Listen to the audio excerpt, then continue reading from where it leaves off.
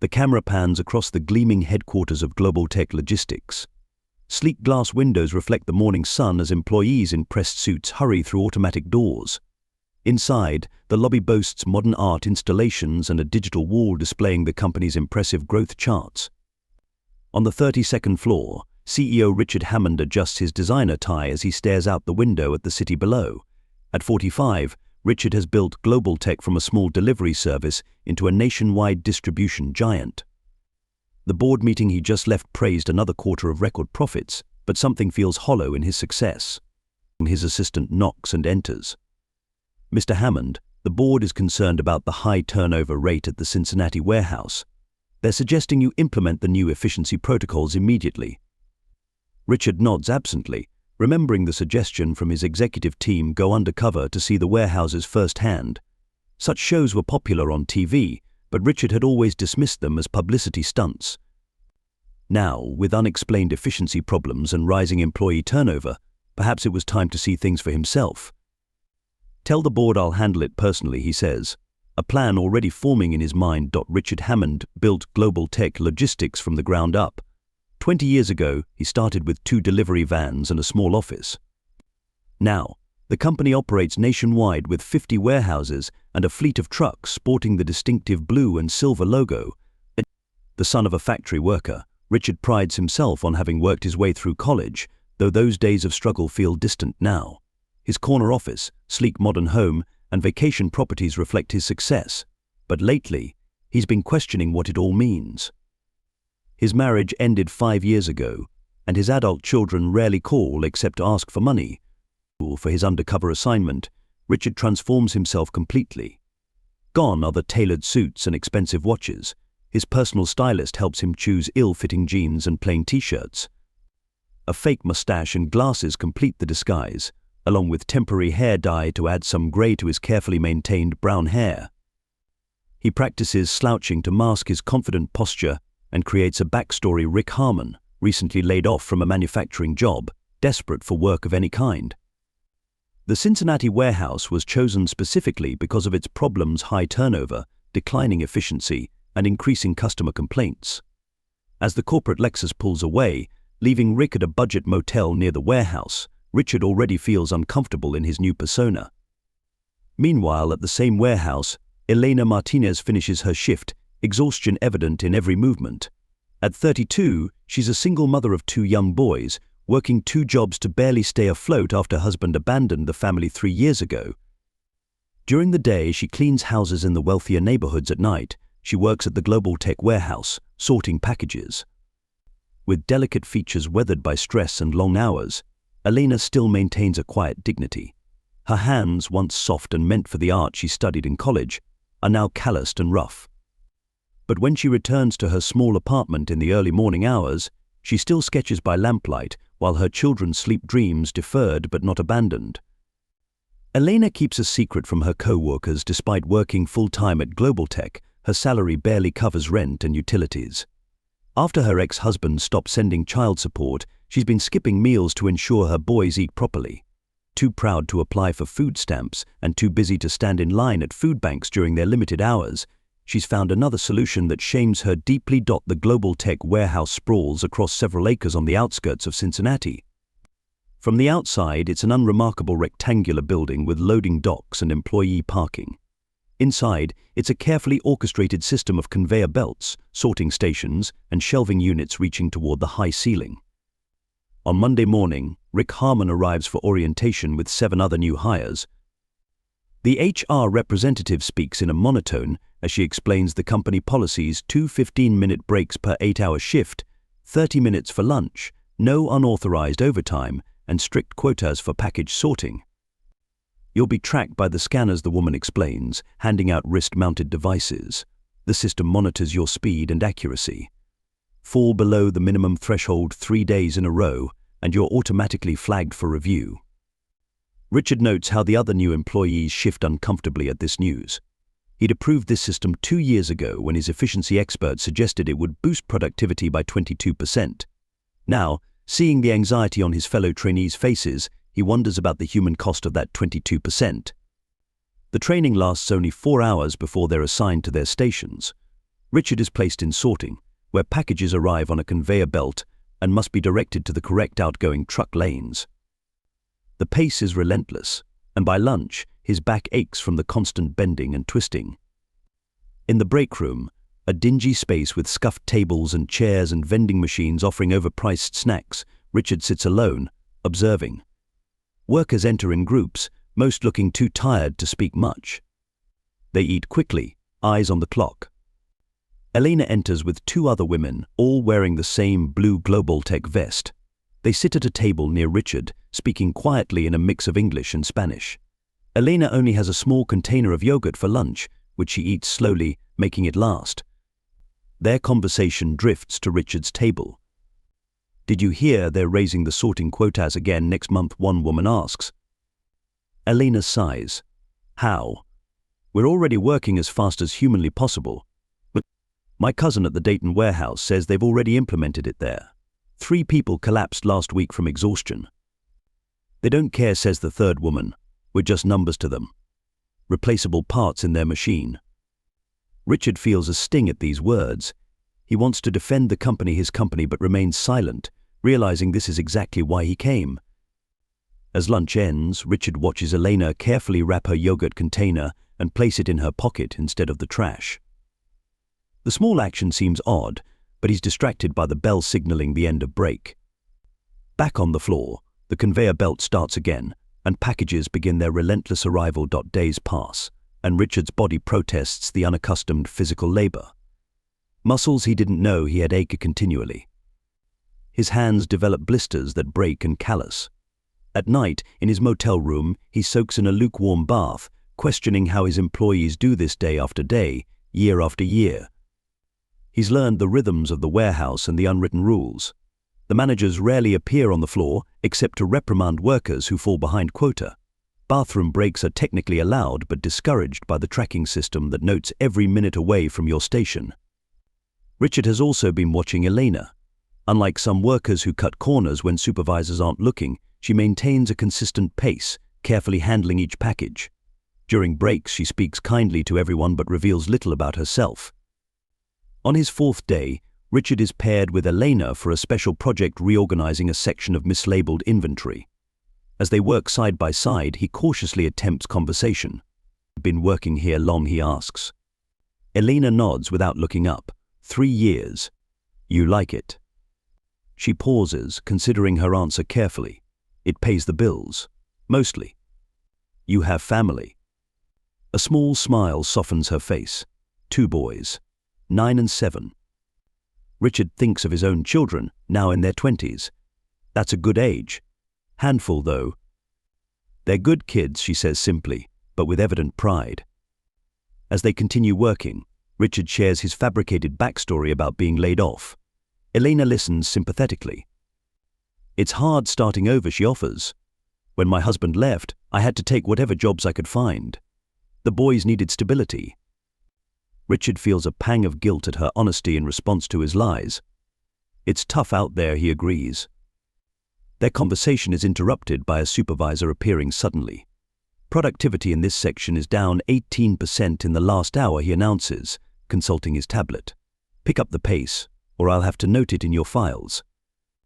After he leaves, Richard mutters, "Does he really need to threaten us? We're working as fast as we can." Elena shrugs. "That's Marcus. He used to be one of us until he got promoted last year. Now he's worse than the managers who've never worked the floor." "Why do people stay?" Richard asks, genuinely curious. "Where else would we go?" Elena responds simply. "Every warehouse has the same problems. At least here, the paychecks don't bounce." She hesitates, then adds quietly, "Most of us are just one missed paycheck away from disaster." The statement haunts Richard for the rest of the day. GlobalTech pays above minimum wage, he's made sure of that, but as he calculates the monthly income of a warehouse worker against the cost of living in Cincinnati, he realizes the gap is narrower than he'd thought. That evening, as shifts change, Richard notices Elena taking a different exit than most workers. Curious, he follows at a distance, watching as she walks behind the building toward the large industrial dumpsters. Making sure no one is watching, she quickly opens one of the dumpsters and reaches inside. Richard moves closer, confused. The warehouse has strict policies against theft, but what could she be taking from the trash? As he approaches, he sees Elena retrieving a small box from just inside the dumpster lid, a package of expired sandwiches from the vending machine that had been discarded earlier that day. She doesn't see him as she quickly places the food in her bag and hurries away, shoulders hunched with what he recognizes as shame. Richard stands frozen, the image of this hard-working woman reduced to salvaging food from the garbage burning itself into his mind. For the first time, the statistics and efficiency reports he reviews monthly transform into real people with real struggles. Elena isn't just employee 4873, she's a mother trying to feed her children while maintaining her dignity. Richard returns to his motel room that night unable to sleep, the comfortable distance between CEO and warehouse worker collapsed by what he's witnessed. The next day, Richard arrives early, his mind still processing what he saw. He spots Elena at her station, efficiently sorting packages as always, no sign of last night's desperate act visible in her professional demeanor. During morning break, Richard approaches her table, causing her friends to fall silent.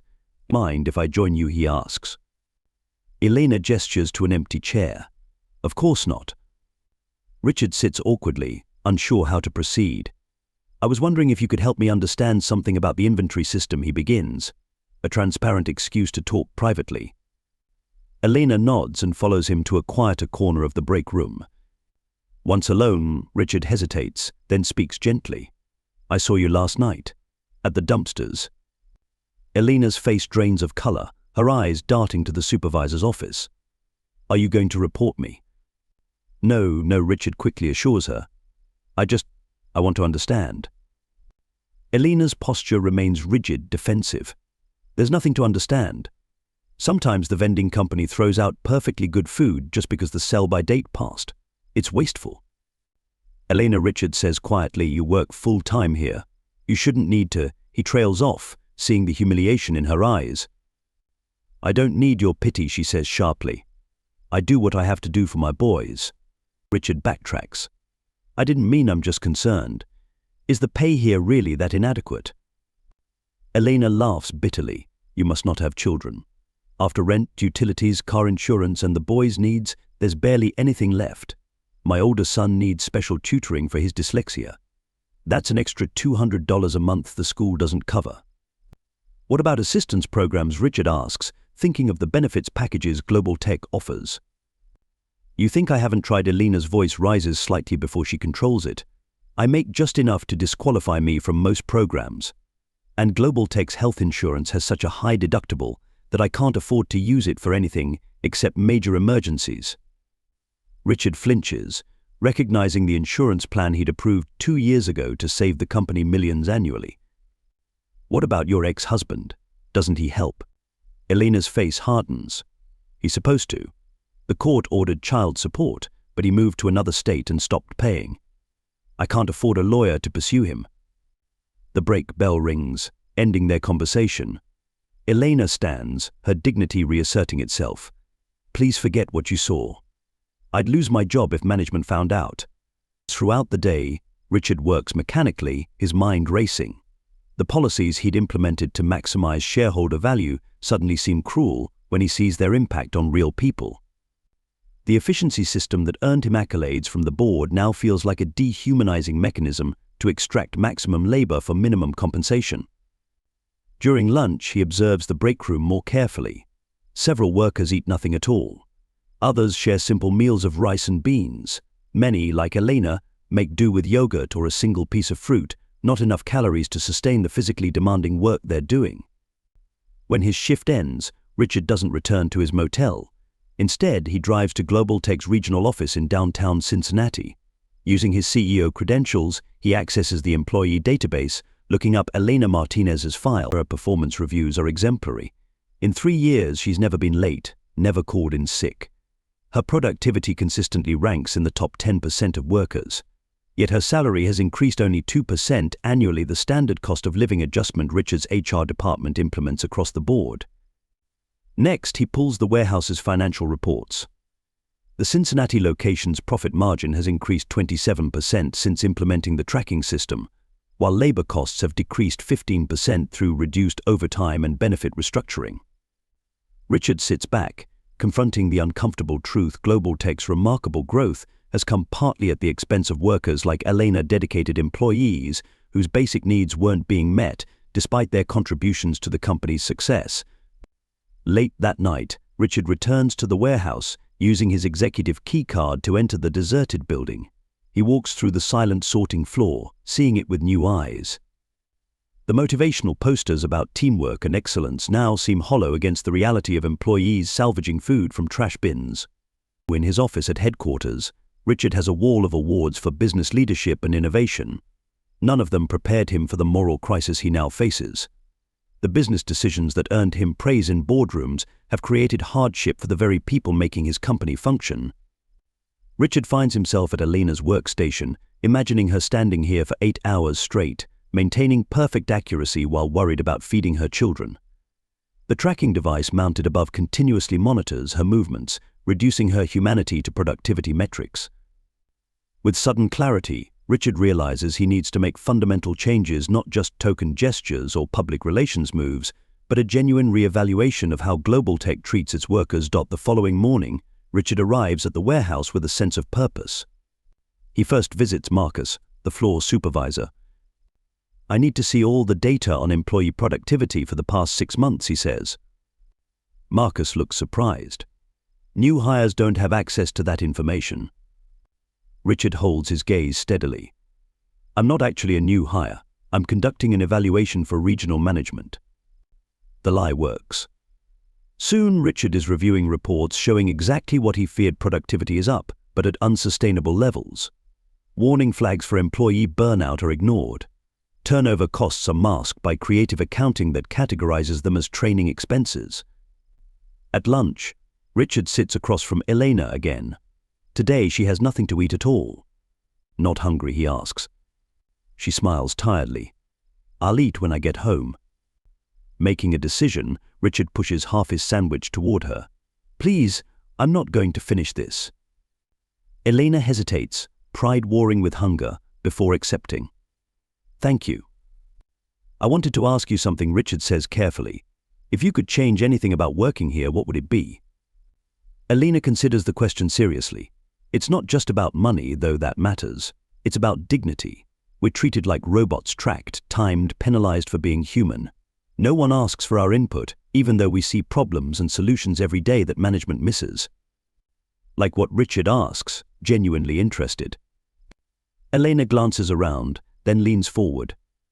"The new sorting system they implemented last year. It actually slows us down because the scanners are positioned wrong. We've all complained, but no one listens. The engineers who designed it never actually tried using it." As she continues pointing out inefficiencies and potential improvements, Richard is struck by her intelligence and practical knowledge. She's not just surviving, she's constantly analyzing and problem-solving skills that are wasted in her current position. "Have you ever considered applying for a management position?" he asks. Elena laughs. "With what time? Between my 2 jobs and my boys, I can barely sleep, let alone take management training courses." "What if there were opportunities for advancement that accommodated your schedule? What if childcare was available?" "That would be amazing," she says, looking at him curiously. "But why are you asking all these questions? You just started." Richard takes a deep breath. The moment has come to reveal himself, but he's hesitant. Will she feel betrayed? Will she think this was all some cruel corporate stunt? Before he can decide, the break bell rings again. Elena stands, thanking him again for the sandwich. As she walks away, Richard makes his decision. It's time for Richard Hammond, CEO, to return and make real changes, not just for Elena, but for all the employees who make GlobalTech successful. 2 weeks later, Elena arrives at work to find the warehouse buzzing with unusual activity. Managers hurry about, looking nervous. Rumors spread that someone important from headquarters is visiting. "Probably here to increase our quotas again," someone mutters.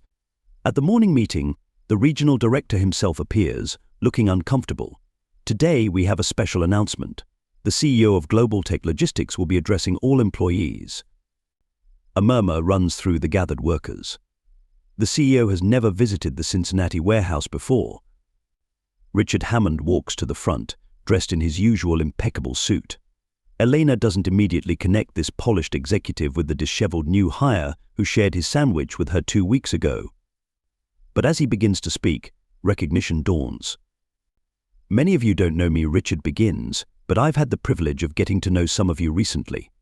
For the past 2 weeks, I worked alongside you as Rick Hammond." Gasps and whispers erupt. Elena freezes, remembering everything she said to him, everything he saw, including her taking food from the dumpster. "I came here because our metrics showed problems with efficiency and turnover. I wanted to understand why." Richard's voice grows more personal. "What I found wasn't a problem with worker dedication or effort.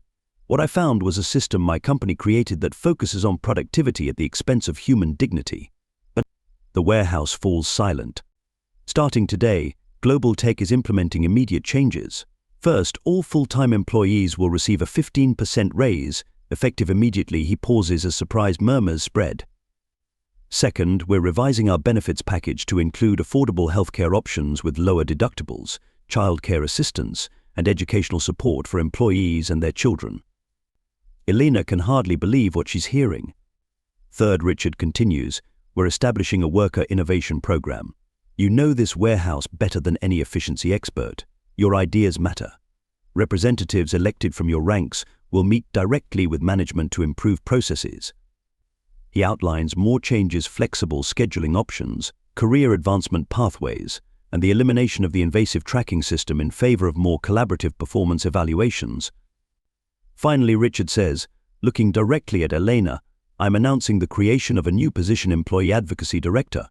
This person will report directly to me and ensure that worker well-being remains central to GlobalTech's operations. After the meeting, Richard approaches Elena privately.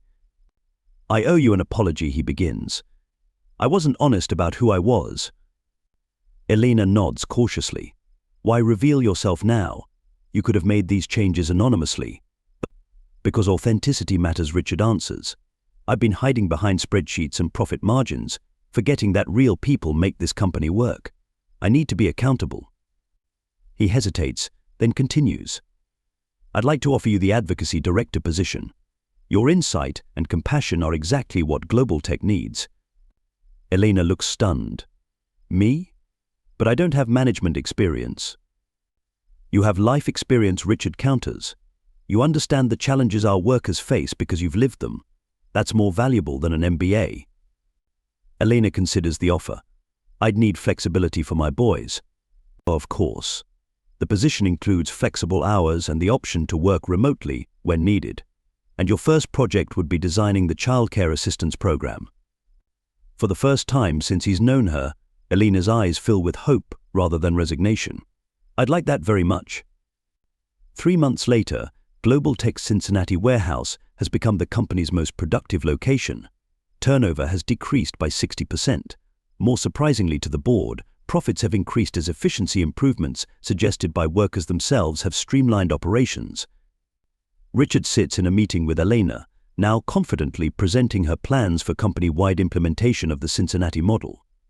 The board members listen attentively, impressed by her practical approach and clear understanding of both business needs and worker concerns. After the meeting, Richard and Elena walk through the headquarters lobby, where a new mission statement hangs prominently: GlobalTech Logistics, valuing people, delivering excellence. Did you ever imagine you'd be here? Richard asks. Elena smiles. Never. But it reminds me that we never know another person's full potential until they're given a real chance. Richard nods, thinking of the many Elena Martinezes still working in his warehouses, their talents and insights waiting to be recognized. One chance encounter had opened his eyes to a better way of doing business, one that valued people as much as profits. The company's success now feels meaningful in a way it never had before. As the sun sets over the GlobalTech headquarters, Elena calls her sons to let them know she'll be home for dinner, a family meal they can now enjoy together regularly thanks to her new position's flexible schedule. In his office, Richard reviews the quarterly reports showing that the changes implemented have not only improved worker satisfaction, but have actually enhanced the company's bottom line.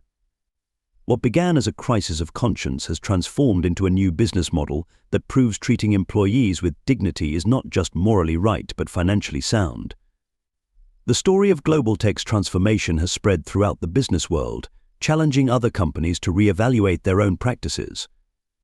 Richard has been invited to speak at conferences about the experience, sharing how one moment of human connection, seeing a dedicated employee reduced to salvaging food from the trash, changed his entire perspective on corporate responsibility. The true measure of a company's success, he often concludes these talks, isn't found in profit margins or stock prices.